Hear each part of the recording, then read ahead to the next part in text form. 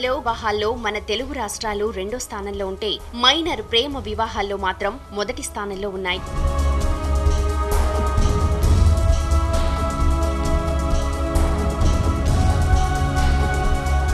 తెలిసి తెలియని వయసులో ప్రేమ పేరుతో ఇళ్లు వదిలి పారిపోతున్న బాలికల సంఖ్య రోజురోజుకి తెలంగాణలో పెరుగుతోంది.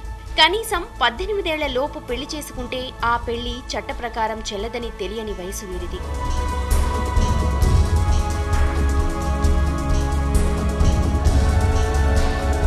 సహకరించని ఆర్థిక పరిస్థితులు, కుటుంబ కలహాలు, బలవంతపు పెళ్లిళ్లు, లైంగిక వేధింపులు, తండ్రి వరకట్నం ఇవ్వలేడని సొంత నిర్ణయం తీసుకోవడం, ఇలా కారణం ఏదైనా చిన్న వయసులో ఇంటి గడప దాటి ప్రేమ పేరుతో మోసపోతున్నారు.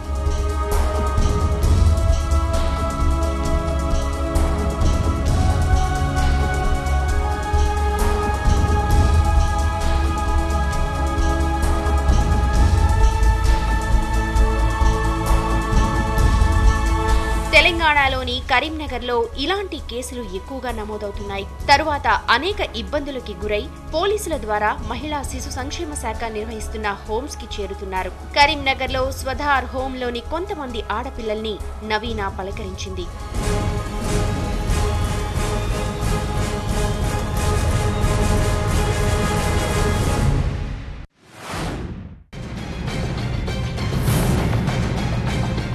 కరీంనగర్లో ఉన్నటువంటి ఈ ఒక్క స్వధార హోంలోనే దాదాపు 60 మందికి పైగా పిల్లలు 14 నుంచి 18 వయసు మధ్యలోనే పెళ్లి చేసుకుని అటు ఇంటికి కాక ఇటు అత్తారింటికి కాక ఒంటరిగా వదిలేయబడ్డారు. మైనర్ని తీసుకుపోయినందుకు 3 months జైల్లో నన్ను ఈ స్వధార్కి 1.5 years పంపించారు. బట్ ఇక్కడన్న మనసులో తల్లిదండ్రులు నాతోటి ఉంటే బాగుంటుంది, తల్లిదండ్రులు ఉంటే ఇంకా బాగుండేదాన్నేమో అనే ఫీలింగ్ కంపల్సరీ ఉంటుంది. అమ్మాయి తల్లిదండ్రుల నుండి ఏమవుతారంటే మా ఇంట్లో నుండి పోయిన అమ్మాయికి అది చచ్చింది అనుకుంటాం, అంతే, ఒకటే డైలాగ్. మైనర్ ఎలోప్మెంట్ కానివ్వండి, మైనర్ మ్యారేజెస్ కానీ ఎంత ఉధృతంగా మనకు కనిపిస్తున్నాయి. దానికి సామాజికంగా ఏమైనా కారణం కనిపిస్తుందా? వాళ్ళు మానసికంగా డెవలప్ కాకుండా ఉండటం ఒకటి, సినిమాలు ప్రభావం ఒకటి. కరీంనగర్లో ఉన్నటువంటి ఈ ఒక్క స్వధార హోంలోనే దాదాపు 60 మందికి పైగా పిల్లలు 14 నుంచి 18 వయసు మధ్యలోనే పెళ్లి చేసుకుని అటు ఇంటికి కాక ఇటు అత్తారింటికి కాక ఒంటరిగా వదిలేయబడ్డారు. మరి ఇలాంటి జీవితాలు ఇంకా ఎన్నో ఉన్నాయి. దీని వెనకాల కథని వెలికితీసే ప్రయత్నంలో నవీన ఈరోజు మీ ముందుకి చాలా అంశాలు తీసుకురాబోతోంది.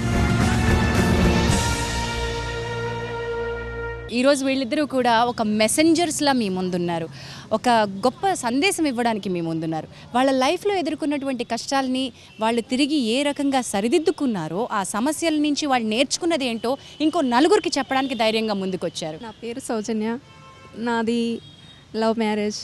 నేను మైనర్లో ఉన్నప్పుడు పెళ్లి చేసుకోవడం వల్ల నన్ను స్వధార్కి పంపించడం జరిగింది. ఏ ఏజ్లో పెళ్లి చేసుకున్నావు సార్? అతను మేజర్ కానీ నేను మైనర్. మేము ఇంట్లో నుండి వెళ్ళిపోయిన తర్వాతకి మా అమ్మ నాన్న వాళ్ళు పోలీస్ స్టేషన్లో కేసు పెట్టడం జరిగింది. ఆ తర్వాతకి 1 monthకి మేమే పోలీస్ స్టేషన్కి వచ్చేసిన తర్వాతకి ఇంకా ఇట్లాగో మ్యారేజ్ చేసుకున్నాం కదా అని పోలీస్ స్టేషన్కి వచ్చాము. అప్పటికి అంటే నాకు తెలియదు అన్నమాట మేజర్ మైనర్ అని.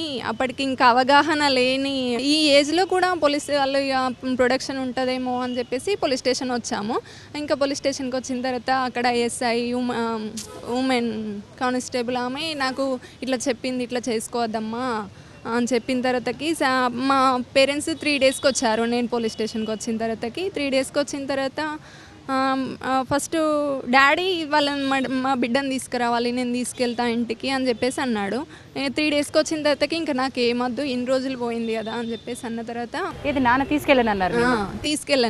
తీసుకెళ్ళనన్న తర్వాత ఒకరోజు పోలీస్ స్టేషన్లోనే ఉన్న తర్వాత మళ్ళీ మరుసటి రోజు మళ్ళీ నాన్న నాకు కావాలి, నా బిడ్డ నాకు కావాలి అని చెప్పేసి అన్నాడు. అన్న తర్వాత నువ్వు మొన్న అద్దన్నావు కదా, ఇంకా ఎవరి ప్రభావంతో నువ్వు అయి ఉండొచ్చు అని చెప్పేసి ఇంకా ఈ పోలీసు ఒప్పుకోలేదు. ఇంకా ఇంటికి అయిన తర్వాత ఏమన్నా చేసి ఉండొచ్చు అని ఇంకా తనని మైనర్ని తీసుకుపోయినందుకు 3 months పోలీస్ స్టేషన్ జైల్లో నన్ను ఈ స్వధార్కి 1.5 years పంపించారు. ఈ 1.5 yearలో ఇక్కడ నేను ఏఎన్ఎం చేయడం జరిగింది. ఓ ఇప్పుడు నువ్వు ఉద్యోగం చేస్తున్నావా? ఇప్పుడు 2 పిల్లలు కాబట్టి చేయడం లేదు. బట్ రెడీగా ఉన్నావు? రెడీగా ఉన్నాను. ఈ స్వదార్ నాకు జాబ్ని కల్పించింది అన్నమాట. ఇప్పుడు ఎట్లా ఉన్నావు? స్వదార్ మళ్ళీ తిరిగి పెళ్లి చేసిందా? స్వదార్ అయిపోయిన తర్వాత ఈ 1.5 year అయిపోయిన తర్వాతకి కోర్టులో పర్మిషన్ తీసుకొని ఈ స్వదార్ పెళ్లి చేసింది. ఆ తర్వాత మా ఆయన తీసుకెళ్ళడం జరిగింది. మా పెద్ద అబ్బాయి పుట్టిన తర్వాతకి మా అమ్మ వాళ్ళు నాన్న వాళ్ళు ఇప్పుడు అన్నయ్య అందరూ మాట్లాడడం జరుగుతుంది. నీ కేసు ఏంటి రాజా? Love marriage madam. నేను మైనర్ అప్పుడు 16 yearsలో మ్యారేజ్ చేసుకున్నాను మేడం. మేజర్ కోసం నేను హాస్టల్కి వచ్చినాను. అప్పుడు అమ్మ నాన్న కేసు అయింది. అమ్మ నాన్న ఒప్పుకోలేదు. మమ్మల్ని కాదని బయటకు వెళ్ళిపోయింది కాబట్టి మాకు వద్దు మా అమ్మాయి అని కేసు పెట్టింది మేడం. 4 days స్టేషన్లో ఉన్నా. అప్పుడు అమ్మ నాన్న తీసుకెళ్ళకపోతే నన్ను స్వదార్ హోమ్కి పోలీసు వాళ్ళు పంపించారు మేడం. 17 ఏళ్ల వయసులో ఏం అట్రాక్ట్ చేస్తుంది ఒక మనిషి పట్ల మనకి? అది నిర్ణయం సరైన నిర్ణయం కాదని తెలుసు, కానీ ఏం అట్రాక్ట్ చేస్తుంది? ఫ్రెండ్లీగా ఉన్నారు కదా అని నమ్మడం వల్ల అలా. నీకేమనిపిస్తుంది? వాళ్ళు ఎక్కువ మాట్లాడడం, ఆ టైంలో మన పేరెంట్స్ బిజీగా ఉండడం, ఆ పేరెంట్స్ బిజీగా ఉండడం వల్ల ఈ మన పేరెంట్స్ కన్నా వాళ్ళు ఎక్కువ ఫ్రీడమ్ ఇవ్వడం, అట్లా దాంతో వాళ్ళకు అట్రాక్ట్ అవ్వడం జరుగుతుంది. 49 దేశాలలో మైనర్ వివాహాలు జరుగుతున్నట్లు ఐక్యరాజ్య సమితి పాపులేషన్ ఫండ్ వెల్లడించింది. మైనర్ వివాహాలలో తెలంగాణలో కరీంనగర్దే మొదటి స్థానం. మహిళా శిశు సంక్షేమ శాఖ వివరాల ప్రకారం కరీంనగర్లో 2014-15 సంవత్సరంలో 17, 2016-17 సంవత్సరంలో 20 కేసులు నమోదయ్యాయి. మైనర్ ప్రేమ వివాహం చేసుకుంటే దానివల్ల వచ్చేటువంటి సమస్యలు ఏమిటి అని ఈరోజు నవీన వెతికే ప్రయత్నం చేస్తోంది. మనతో స్వదార్ హోమ్ సూపరింటెండెంట్ రమ గారు కూడా ఉన్నారు. వీళ్ళు ఎలాంటి సమస్యలు ఎదుర్కొన్న తర్వాత మళ్ళీ తిరిగి వాళ్ళ సుఖవంతమైన జీవితంలోకి వెళ్ళాలంటే ఎలాంటి ప్రాబ్లమ్స్ ఉంటాయి? మా హోమ్కు ఒక 2 years బ్యాక్ మా దగ్గరికి వచ్చింది. అయితే అప్పటికి కూడా వాళ్ళ పేరెంట్స్ ఒప్పుకోలేదండి. మా హోమ్లోకే పంపించారు. అంటే కోర్టు నుండి వచ్చింది మేడం. ఆ అమ్మాయిని పంపించిన తర్వాత అప్పటికి కూడా ఒక 1 year నుంచి అమ్మాయికి మేము ఏఎన్ఎం ట్రైనింగ్ ఇప్పించాము. మా దగ్గరికి వచ్చేటప్పుడు ఆమెకి 18 years కంప్లీట్ కావడానికి ఒక 12 months టైం ఉండే. అప్పటి వరకు కొంచెం ట్రైనింగ్స్ అవి ఇప్పించేసి అప్పటికి వాళ్ళ పేరెంట్స్ను పిలిపించిన తను అంటే అబ్బాయి తరపు నుంచి అమ్మాయి వాళ్ళ తరపు నుంచి పిలిపించి మాట్లాడమండి. వాళ్ళ అమ్మాయి వాళ్ళు ఒప్పుకోలేదు.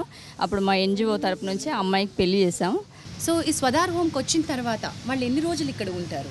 మైనార్టీ తీరే అంతవరకు మా దగ్గర ఉంటారు. అప్పటికే వాళ్ళ పేరెంట్స్ వీళ్ళు ఒప్పుకునేది ఉంటేనే పంపించేస్తామండి కౌన్సిలింగ్ చేసి. ఒకవేళ ఒప్పుకోకుంటే మాత్రం అమ్మాయి వాళ్ళ పేరెంట్స్ ఒప్పుకోలేదు. అప్పుడు మా హోమ్ నుంచి మేమే పెళ్లి చేసి పంపించాము. ఇప్పుడు ఒక బాబు పుట్టాడు. ఆ అమ్మాయి కూడా ఏఎన్ఎం ట్రైనింగ్ అయిపోయింది.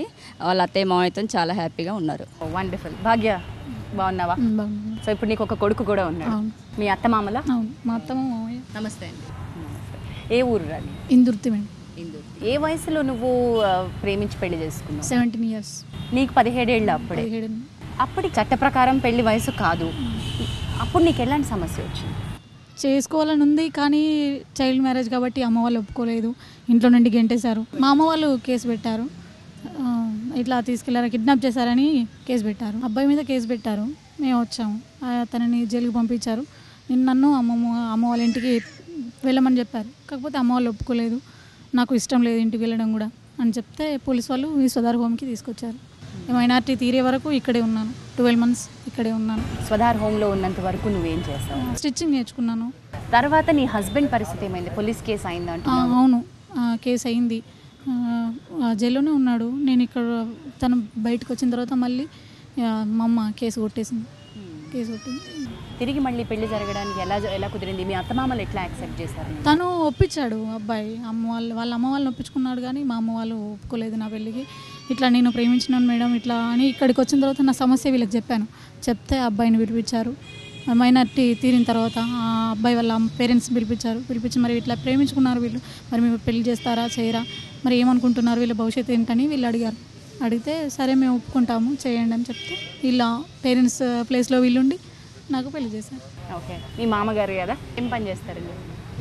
వ్యవసాయం చేస్తారు. ఈరోజు తిరిగి కోడలు ఇంటికి వచ్చింది కానీ కొంచెం కష్టమైంది. వాళ్ళిద్దరు ఇష్టపడి పెళ్లి చేసుకుందాం అనుకున్నా కూడా పోలీస్ కేసు అయింది. మళ్ళీ పిల్ల తల్లిదండ్రులు ఒప్పుకోలేదు. మీరు ఎట్లా ఒప్పుకున్నారు? ఇక వాళ్ళ ప్రేమ ఎందుకు ఖరాబ్ చేయండి అని మేము ఒప్పుకున్నాం. ఇప్పుడు ఎట్లున్నారు? మంచిగానే ఉన్నాం. కోడలు ఎట్లుంటుంది? మంచిగానే ఉంటుంది. మీ అత్తమామలు ఎట్లా ఉంటారు? బాగా చూసుకుంటారు, హ్యాపీగా ఉన్నాను. బట్ ఇక్కడన్న మనసులో తల్లిదండ్రులు నాతోటి ఉంటే ఉంటారు బాగుంటారు మేడం, కంపల్సరీ. తల్లిదండ్రులు ఉంటే ఇంకా బాగుండేదాన్నేమో అనే ఫీలింగ్ కంపల్సరీ ఉంటుంది. వాళ్ళు ఎప్పుడైనా కలుస్తారా నేను? ఒకటే ఊరు, కాకపోతే మాట్లాడదు. నీకు ఇంకా లోపల మనసులో పచ్చిగా బాధ అనిపిస్తుంది? ఉంది ఉంది, ఇంకా పేరెంట్స్ ఉంటే ఇంకా హ్యాపీగా ఉంటానేమో అని ఫీలింగ్. వివాహం తరువాత మైనర్లు ఎదుర్కొనే సమస్యలు, భర్త అత్తమామల చేతుల్లో శారీరక మానసిక వేధింపులు, వయసుకు మించి బాధ్యతపై పడ్డం, ఆర్థిక ఇబ్బందులతో సతమతం, చిన్నతనంలో గర్భం దాల్చడంతో తలెత్తే అబార్షన్ల వంటి సమస్యలు, మేజర్ల కంటే మైనర్లలో మనోవేదన, మానసిక ఆందోళన 41 రెట్లు ఎక్కువని సర్వేల్లో వెల్లడి. మైనర్ పెళ్లిళ్ల కేసెస్ ఏ విధంగా బయటకు వస్తాయి, అందులో పోలీస్ పాత్ర ఏదో? ఫస్ట్ ఏంటంటే మైనర్ అయినా మేజర్ అయినా కూడా మనకు వచ్చేది అమ్మాయి మిస్సింగ్ కేసులో ఇస్తారు. వాళ్ళు తెలిసినట్లయితే కిడ్నాప్ అని ఇస్తారు, పర్సన్ తెలిసినట్లయితే. ఒకవేళ పర్సన్ తెలిసినా కూడా వాళ్ళ పర్సన్ పేరు చెప్పకుండా మిస్సింగ్లో కేసు ఇస్తారు. దానిలో ఇన్వెస్టిగేషన్ చేసిన తర్వాత మనకు సబ్సీక్వెంట్గా వచ్చే ఫ్యాక్ట్స్ని బట్టి మనం అది మేజర్ అయితే వాళ్ళకు మనం ఏం చేసేది ఏం లేదు, వాళ్ళు మ్యారేజ్ చేసుకున్నా కూడా మనం ప్రొటెక్షన్ ఇవ్వాల్సిన పరిస్థితి వస్తుంది. మైనర్ అయితే డెఫినెట్గా ఎవరైతే అంటే ఎవరైతే తీసుకొని పోయినో ఆటోమేటిక్గా అది కిడ్నాప్ కేసు అవుతుంది. ఆ మైనర్ గర్ల్ ఇంట్రెస్ట్గా పోయినా కూడా, తన ప్రమేయంతో పోయినా కూడా అది కిడ్నాప్ కింద పరిగణింపబడుతుంది. అలాగే ఆ అమ్మాయి కనుక సెక్సువల్ ఇంటర్కోర్స్లో పార్టిసిపేట్ చేస్తే ఫోక్సో యాక్ట్లో కేసు రిజిస్టర్ చేసి ఆ అబ్బాయిని ప్రాసిక్యూట్ చేయబడుతుంది. వాళ్ళని ప్రోత్సహించిన వాళ్ళ మీద కూడా చర్య తీసుకోబడుతుంది. కరెక్ట్. సో ఇవి ఇంత బలంగా ఒకవేళ కేసు రిజిస్టర్ అయ్యి ఇవి జరిగినాయి అనే సంగతి బయటికి వెళ్తే ఇలాంటి పెళ్లిళ్ళను కొంచెం కంట్రోల్ చేసే అవకాశం ఉంటుందంటారా? డెఫినెట్గా ఉంటుందండి. అంటే ఇది శిక్షకి ఏమైందిలే అన్నట్టుగా లైట్గా తీసుకుంటున్నారు కాబట్టి ఇది శిక్షార్హమైనదే అనే ఒక గట్టి మెసేజ్ ఇవ్వాల్సిందే అవసరం. శిక్షార్హం అనేది మెసేజ్ డెఫినెట్గా పోవాలి. ఇది అంటే ఎవరైతే బాధితులు ఉన్నారో బాధితుల వరకే ఈ విషయం తెలుస్తుంది, సొసైటీకి తెలవలేదు. కాబట్టి ఈ విషయాన్ని టీవీ నైన్ ద్వారా సొసైటీకి అందరు కూడా చెప్పాలి. ఏంటంటే మైనర్ గర్ల్ ఇష్టపూర్తిగా వచ్చినా కూడా ఎవరు కూడా తీసుకోవడానికి వీల్లేదు. After attaining 18 years of age only they are entitle to take the girl, marriage చేసుకోవచ్చు. తర్వాత ఆమెను తీసుకుపోయినా కూడా అది శిక్షార్హమైన నేరం కాదు. చైల్డ్ మ్యారేజ్ యాక్ట్లో 3 P's ఉంటాయి, 3 P'లు: ప్రొటెక్ట్, ప్రివెంట్ అండ్ పనిష్మెంట్. ఈ 3 P'లు ముఖ్యంగా రోల్ ప్లే చేస్తాయి. ఫస్ట్ ఏంటంటే చైల్డ్ మ్యారేజ్ యాక్ట్లో ప్రొటెక్ట్ చేయాలి కాకుండా, తర్వాత ఎవరైతే మ్యారేజ్ అయిందనుకోండి ఆమెకు ప్రొటెక్షన్ ఇవ్వాలి, ప్రివెంట్ చేయాలి, ప్రొటెక్షన్ ఇవ్వాలి. ఎవరైతే బాధితులు వాళ్ళందరినీ కూడా చట్టం తీసుకుపోయి శిక్ష పడేటట్టు చూడాలి. ఇలాంటి కేసెస్ ఈ చుట్టుపక్కల మైనర్ ఎలోప్మెంట్ కానివ్వండి, మైనర్ మ్యారేజెస్ కానీ ఎంత ఉధృతంగా మనకు కనిపిస్తున్నాయి. దానికి సామాజికంగా ఏమైనా కారణం కనిపిస్తుందా? సామాజికంగా అంటే వాళ్ళు మానసికంగా డెవలప్ కాకుండా ఉండటం ఒకటి, మళ్ళీ ఇవి సినిమాలు ప్రభావం ఒకటి, అవి చూసి ప్రభావితం అయ్యి అలా చేస్తున్నారు. అంటే తొందరగా అంటే వాళ్ళ ఏజ్ ఏంటి సరిపోతుందా లేదా అని ఆలోచన రావడం లేదు, అనుకరించడం అనేది జరుగుతున్నది. దీనివల్ల ఎదురయ్యే సమస్యల గురించి వాళ్ళకి సరైన అవగాహన ఉందంటారా? అవగాహన లేకనే చేస్తున్నారు. అవగాహన ఉంటే వాళ్ళు జాగ్రత్త పడతారు, చేయరు కదా. తప్పు అని తెలిస్తే చేయరు, తప్పు అని తెలవకనే చేస్తున్నారు. అమ్మాయి మైనారిటీ తీరేంత వరకు ఇక్కడ ఉండి రీహాబిలిటేట్ చేయాలి అనేటువంటి ఒక స్కీమ్ కింద మనం తీసుకొస్తున్నాం. ఇక్కడ వాళ్ళు ఏమేమి నేర్చుకునే అవకాశం కల్పిస్తున్నారు, ఈ పీరియడ్లో ఏం జరగాలని కోరుకుంటున్నారు, మార్పు ఎంతవరకు వస్తుంది? అమ్మాయి ఎప్పుడైతే స్వదార్ హోమ్కి చేర్చబడుతుందో అప్పుడు ఆమెకు ఇంట్రెస్ట్ ఉన్నటువంటి విద్య కావచ్చు, ఉపాధి కావచ్చు, తనకు నచ్చినటువంటి స్కిల్ డెవలప్మెంట్ ట్రైనింగ్స్ కావచ్చు, అవి పొంది అవగాహన నేర్చుకోవాల్సిన అవసరం ఉంటుంది. కౌన్సిలింగ్ లాంటి సెషన్స్ కూడా కండక్ట్ చేస్తారు. ఇక్కడ ఆ వివాహం ఆ చిన్న వయసులో చేసుకోవడం వల్ల ఎన్ని మానసికమైన, శారీరకమైనటువంటి, సామాజిక పరమైనటువంటి సమస్యలు ఎదుర్కొంటారు. రక్షణ లేకుండా గడపే జీవితం చాలా దుర్భరం అని తెలుసుకోవాల్సినటువంటి సెషన్ కూడా ఇక్కడ చాలా అవసరం ఉంది. అలాంటి తరగతులను ప్రోత్సహించాలి. ముఖ్యంగా శిశు సంక్షేమ శాఖలో చాలా స్కీమ్స్ ఉన్నాయి వీళ్ళకు. ఈ అమ్మాయిలు చదువుకుంటేనే ఈ విషయాలన్నీ అవగాహన అవుతాయి. ఆడపిల్లల అభ్యున్నతికి ప్రభుత్వము చేపట్టే స్కీములలో ఈ ఆదర్శ స్కూల్స్ అయితేనేమి, కస్తూరిబా పాఠశాలలు అయితేనేమి పిల్లలు ఉత్సాహంగా రావాలని కోరుకుంటుంది ఈ ప్రభుత్వం. ఎందుకంటే వాళ్ళకి అవగాహన, చదువు కన్నా ముఖ్యంగా అవగాహన కార్యక్రమాలు చాలా ఇంపార్టెంట్. ఈ ఏజ్లో హార్మోనల్ చేంజెస్ వస్తున్నందువల్ల వీళ్ళకి లైఫ్ చాలా కొత్తగా, ఈ మనిషితో అయితేనే నా జీవితం బాగుంటుంది అని పనే, నా లైఫ్ బాగానే ఉంటుంది, నేను ఎంచుకున్న అబ్బాయి చాలా మంచివాడే, నేను తెలిసి చేసుకుంటున్న నిర్ణయం అనేటువంటి దీనిలో ఉంటారు. కానీ వాళ్ళు తెలుసు అనుకుంటున్నటువంటి ఆ వయసు పూర్తిగా నిర్ణయం తీసుకోగలిగేంత మెచ్యూరిటీ రాని వయసు. ఇది వీళ్ళకి అర్థం అవ్వడానికి ఎంత టైం పడుతుంది? ఎలాంటి సమస్యల్లోకి వీళ్ళు వెళ్ళే అవకాశం ఉంది? 16-17 సంవత్సరాలలో ఆ టీనేజ్లో ఇన్ఫ్లుయెన్స్ ఏదైనా కానివ్వండి, మొత్తానికి వాళ్ళు అట్రాక్ట్ అయిపోయి పెళ్ళి చేసుకుంటాం అని చెప్పేసి బయలుదేరుతారు. ఇలాంటి స్థితిలో ఏమవుతుంది, వీళ్ళు పెళ్లి చేసుకోవడానికి బయటకు రాగానే ఫస్ట్ ప్రాబ్లం వాళ్ళు ఫేస్ చేసేది ఏంటంటే అమ్మాయి తల్లిదండ్రుల దగ్గర నుండి ప్రాబ్లం ఫేస్.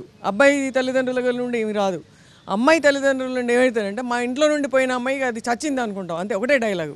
అలా ఒక 18 సంవత్సరాల ఫ్యామిలీ డిటాచ్మెంట్ వచ్చేస్తుంది. అంటే ఏంటి, వాళ్ళని ఎవరు కేర్ తీసుకోవాలి, వాళ్ళు డిజోన్ చేసేసరికి వాళ్ళు రోడ్డు మీద పడిపోతారు. అక్కడ అది ఫస్ట్ స్టెప్. సెకండ్ స్టెప్కి వచ్చేసరికి ఏమవుతుంది, సంవత్సరం 6 నెలలు వీళ్ళు తెచ్చుకున్న డబ్బులు కానివ్వండి, బంగారం కానివ్వండి, లేకపోతే స్నేహితులు సహాయం చేసిన డబ్బులతో కానివ్వండి 6 నెలలు సంవత్సరం బాగానే గడుపుతారు. ఆ గడిపిన తర్వాత ఏమవుతుంది, ఆర్థిక ప్రాబ్లమ్స్ స్టార్ట్ అవుతాయి. ఎందుకంటే చిన్నపిల్లలు కాబట్టి. అక్కడ స్టార్ట్ కాగానే ఏం చేస్తాడు, స్లోలీ ఆ అబ్బాయి డిజోన్ చేయడం మొదలు పెడతాడు. ఎలా అంటే ఇంకా మనం ఇవి తట్టుకోలేము, ఈ డబ్బులు సంపాదించడం కష్టం. కేవలం డబ్బులే కాదండి, మోజు కూడా తీరిపోయి ఉంటుంది. మోజు తీరిపోయి ఉండేది కొంతమంది కేసులో, ఆ కేసులు ఉంటాయి. మోజు తీరిపోవడం ఉంటుంది, ఇంకా రకరకాలుగా మళ్ళీ ఇన్ఫ్లుయెన్సెస్లు. ఎందుకు పోయినా మళ్ళీ అప్పుడు అబ్బాయి పేరెంట్స్ అరే వచ్చే కట్నాన్ని వదులుకొని పోయినావని, లేకపోతే నువ్వు పోతే నీకు ఆస్తి రాదని, లేకపోతే వాళ్ళు అలాంటి ఇన్ఫ్లుయెన్స్ చేయడం వల్ల అబ్బాయి స్లోగా ఇంట్రెస్ట్ లూజ్ అవుతాడు. లూజ్ కాగానే ఏం చేస్తాడు, అమ్మాయిని డిజోన్ చేయడం మొదలు పెడతాడు. అక్కడ ఏమైతుంది, అబ్బాయి బ్యాక్ టు పేరెంట్స్ వెనక్కి వెళ్ళిపోతాడు. అమ్మాయి మాత్రం ఎటు కాకుండా మళ్ళీ ఏ బస్ స్టాండ్లలోనో ఎక్కడో ఫ్రెండ్స్ దగ్గరనో నేను మళ్ళీ వచ్చి ఫోన్ చేస్తాను, వీళ్ళు తీసుకుపోయి రూమ్లలో కూడా ఉంటారు. రూమ్ రెంట్ తీసుకొని, ఒక సింగిల్ రూమ్ రెంట్ తీసుకొని ఉంటారు. అలాంటి ప్లేస్లలో నేను ఇప్పుడే అది పక్క ఉద్యోగానికి వెళ్ళి వస్తానని చెప్పేసి అలాంటి కేసులు మాకు స్టార్టింగ్లో వచ్చిన కేసులలో అవి కూడా ఉన్నాయి. వెళ్ళిపోయినాక ఈ అమ్మాయి ఎదురు చూసి 1 రోజు 2 రోజులు 3 రోజులు ఎదురు చూసి ఏం అర్థం కాక మళ్ళీ ఎక్కడో ఒక దగ్గర పక్క ఇంటి ఓనర్స్ ద్వారానో ఎవరి ద్వారానో పోలీస్ స్టేషన్కి వచ్చేసి దాని ద్వారా స్వధారకు రావడం కానివ్వండి, అక్కడ రెవెన్యూ ఆఫీసర్ల ద్వారా కానివ్వండి, సర్పంచ్ల ద్వారా కానివ్వండి మా దగ్గరకు వస్తారు. రోడ్డు మీద పడినప్పుడు కరెక్ట్ చేతుల్లో పడేసేసి హోమ్ లాంటి, మా స్వధార్ హోమ్ లాంటి దానికి వచ్చిందా సరే, అలా కాకుండా ఒక తప్పుడు వ్యక్తుల ద్వారా చేతిలో పడింది అనుకోండి, అప్పుడు ఏమవుతుంది, వాళ్ళు ట్రాఫికింగ్కి గురైపోతారు. ట్రాఫికింగ్ అంటే అమ్మాయిని తీసుకెళ్ళి వేరే వాళ్ళకి అమ్మేస్తారు. ఆ అమ్మాయి కానీ ఏమవుతుంది, వాళ్ళు తీసుకెళ్ళి వ్యభిచార వృత్తి చేపిస్తారు. కొంతమంది 60 ఏళ్ళ ముసలోళ్ళకి పెళ్లి చేయడం జరుగుతుంది. ఇట్లా రకరకాలుగా మళ్ళీ వాళ్ళు కొనుక్కున్న వాళ్ళు వీళ్ళని ఎలా వాడుకోదలుచుకుంటే అలా వాడుకుంటారు. సో మొత్తానికి అల్టిమేట్గా సఫర్ ఎవరైతున్నారో అంటే అమ్మాయి. యాక్చువల్గా పిల్లలకు ఇంట్లోనే తల్లిదండ్రుల దగ్గరే మంచిగా సెక్యూరిటీ ఫీలింగ్ ఉండేటువంటి వాతావరణం కలిగి ఉండాలి. ఏ విషయమైనా కూడా తల్లిదండ్రులతో చెప్పుకునేలాగా, పంచుకునేలాగా. ఈ ఆడపిల్లలు ఎవరన్నా చిన్న పిల్లలు ఉండి పెళ్లి వాళ్ళంతటా వాళ్ళే చేసుకుందాం అనుకునే నిర్ణయానికి వస్తారు. ప్రేమించి పెళ్లి చేసుకుని బయటికి వెళ్ళిన తర్వాత ఆ వివాహం చెల్లదు. అలాంటి పిల్లల పరిస్థితి ఏమిటి? ఏమనుకుంటే సిఎన్సిపి మా దగ్గరికి వచ్చిన పిల్లలకు వాళ్ళకు ఆదరణ, రక్షణ, వాళ్ళ హక్కులను మేము కాపాడుతందుకు మా సిడబ్ల్యూసి ఉన్నది. చాలామంది ఇదే పిల్లలు కాకుండా మేడం మా దగ్గరికి 18 రకాల పిల్లలు మా దగ్గరికి వస్తున్నారు.